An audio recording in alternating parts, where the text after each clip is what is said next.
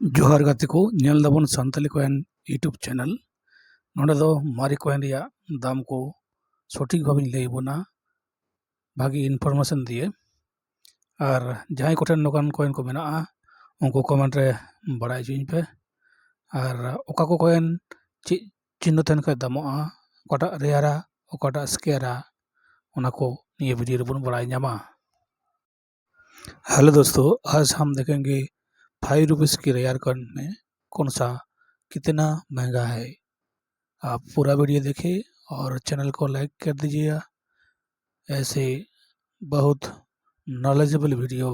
हम आपके पास ले आए हैं जो कहीं भी ऐसा सही से नहीं बताया होगा। तो चैनल से जुड़े रहिए और फ्यूचर के लिए इस चैनल को लाइक और सब्सक्राइब कर दो।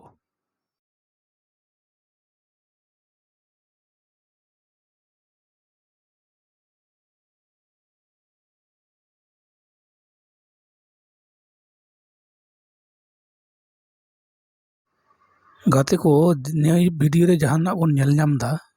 मिटेन कॉइन जहां दम 5 ऑल मेना ये दो है 9 टाका कॉइन कना। तो 9 टाका कॉइन चिकाते निया रेयर होई कना और निया रेयर कॉइन या दाम तीना कना ओना दो मुचाद धाबी बन नेल माने वीडियो बो ताले बन बुझा नेल दाबन 2004 या हैदराबाद मिंट कॉइन कना और बड़ाई बन जतो कॉइन रे मिंट चिन्ह तहना निया दो हैदराबाद मिंट कना जेतो स्टार चिन्ह मेना ओनाते परे थोड़ा बन जूम कते बन नेला जहाटे साल ऑल मेना ना साल लातारे बाहा लेका चिन्ह मेना से इपिल चिन्ह मेना नोडे सामांग से रे कॉइन रिया अतो ओनाते निया तो हैदराबाद मिंट रिया कॉइन कना। हैदराबाद मिंट रिया कॉइन निया नोनकाना 9 टाका जतो हटे जरी तहे कना एखोनो जुदी मेना खान लातारे कॉमन रे ऑल पे निया ना मेटल दो कना कॉपर निकल और साल दो 2004 साल 2004 साल या पुन्या मिनट ते कॉइन उडुक लेना बॉम्बे हैदराबाद कोलकाता नोएडा। तबे 2004 साल या दो निया कोलकाता और हैदराबाद मिनट बारिया कॉइन की अड़ी दामिया जतो खन दामी कना निया हैदराबाद मिनट रिया कॉइन निया दिया से बन नेलदा नोडे नोई लायन जहे मेनाया ऑन करा लायन पेछन से तहन दरकारा और निया कॉइन रिया एज बन नेलदा ऑन का डिजाइन निया को बन नेलमा निया को बांग चिन्ह बांग तहन खान दो ताले ना कॉइन बांग दामोआ ता नोकाना ई कॉइन पांजा गी हुआ नोकाना कॉइन गी पांजा हुआ तमा 2004 साल या कोलकाता हो मेना और हैदराबाद मेना निया बारिया कोलकाता दा स्केयर कना और निया हैदराबाद दो अडी रियार कना आयमा दाम एखन ते चला कना लाहाते इन दो 20 टाका 50 टाका 100 टाका ते किरिंग कते दोहो लेदा नेतार निया ना दाम जस्ती गे बढ़ाव कना चेदा बढ़ाव कना निया दो अडी कम मिनट ते उडुक कना माने गोटा भारतवर्ष रेन गोटा इंडिया रेन जा हॉर मेना को ओना खoj 10 गुण ते 10 लाख 5 लाख 10 लाख हयतो मिंटेड होई कना। तबे आईटीआर रिपोर्ट बांग होइलन खान द आईटीआर रिपोर्ट बांग होइलन खान द बांग बुझ दाड़े कना तीना गान कॉइन उडुक कना। तबे निया अडी कम ते कम ᱧᱟᱯᱟᱢᱟ बाजार रे मार्केट रे नोकान कॉइन द बाम ᱧᱟᱢᱟ ᱧᱮᱞᱛᱮ नोकान गे मेना। तबे 2004 साल रिया हैदराबाद मिंट कॉइन द अडी कम संख्या गे मेना ओनाते निया कॉइन द नोका दाम कना। और यदि आपे को ठेन नोकान कॉइन मेना ताले कमेंट रे बड़ाई जुइन पे चिका पे सेला ओनाኝ लई पेया। तबे किरिंग अखरिंग द बांग कना निया चैनल रे दो लाहरिंग लई का तबना ने नेल पे निया 9 टाका कॉइन कॉपर निकल गया कना जूम कते उडुक बगन दो जूम कते नेल पे ना जूम कते नेल पे 2004 ऑल ना लातार रे 5 लातार रे 5 रुपीस इंग्रेजी ते रुपीस लातार रे मेना 2004 लातार रे मेना तबना ना हैदराबाद मेन चिन्ह दो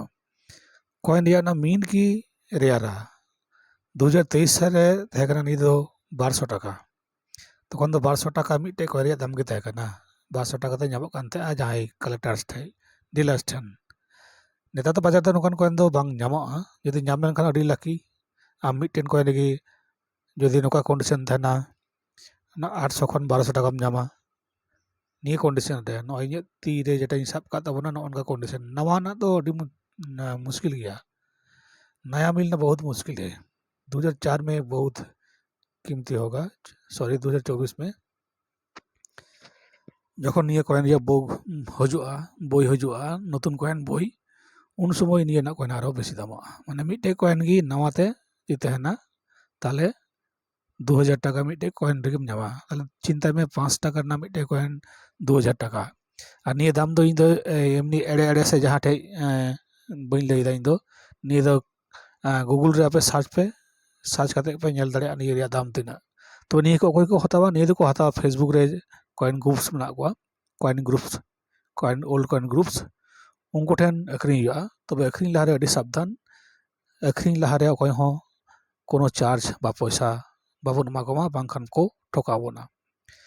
যদি जहां ओरिजिनल कॉइन कलेक्टर्स कनाई ताले उनी दो आम ठेन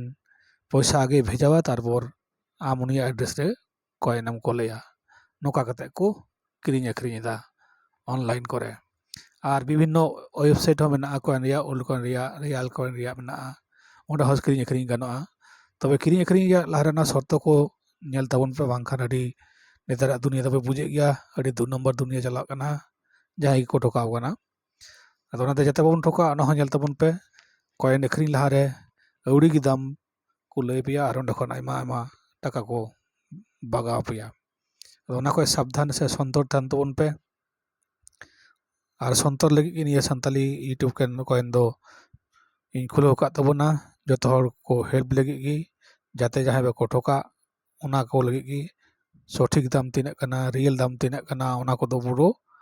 निये वीडियो रे लई तबना निये खो जस्ती दाम मी बार टाका बेसी से मी बार से 1200 होय दाड़िया तबे लाख लाख टाका दो बांग बढ़ती होय दाड़िया ओनाते जतो ठेन हर जहां की निये संताली चैनल पे ñेले तबना निये को तथ्य निये को इनफॉरमेशन बाड़ाय लगी ये चैनल मिटन कटी पर लाइक एम पे और अडी मिटन दुलोड़ कमेंट और चैनल सब्सक्राइब पे बेल आइकन दबा पे जाते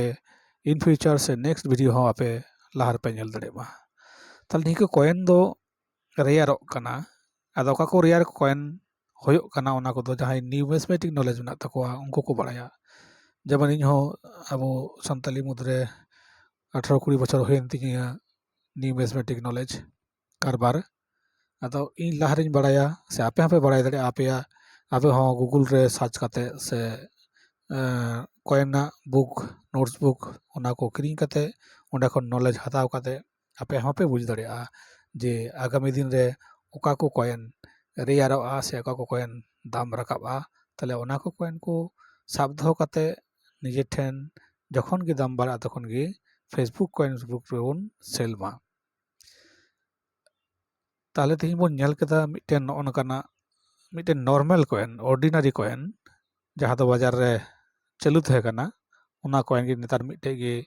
जदि यूएनसी कंडीशन तन तम ताले 1200 तखन 12000 टाका ñama और जदि नोनकान कंडीशन तना ताले मिटे कॉइन रेगी 800 टाका दम ñam गया गारंटी आमटे थेन खान फेसबुक रे पोस्ट दड़ा इनते पोस्ट ना दरकार बनुआ आम डायरेक्ट फेसबुक रे पोस्ट में ओंडे खन गे बार से जहां कलेक्शन को उनको हतावा मा ताले तेई दो निना कान गे जतो हर को जोहार।